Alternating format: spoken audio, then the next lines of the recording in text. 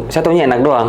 Nah, Saya taunya saya pakai cimeng karena enak, saya pakai sabu karena enak. Tapi saya nggak tahu nih zatnya dari zat apa. Bagian otak mana sih yang dihajar sama dia? Apakah itu hipokampus, apa itu amigdala?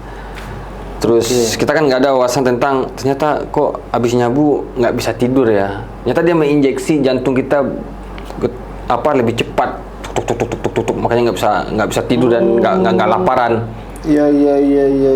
Nah hal kayak gitu. Terus kenapa orang pakai sabu tuh lebih aktif kayak gini gitu kan? Jadi kalau dopamin dalam otak kita itu kan yang saya pelajari itu kan maksimal tuh 80% cuma, nggak ada yang sempurna kan. 80% untuk dopamin. Dopaminnya itu udah bersyukur, udah tunduk sama Maha Kuasa lah tuh dalam otak kita tuh udah nggak nyampe 90% ya.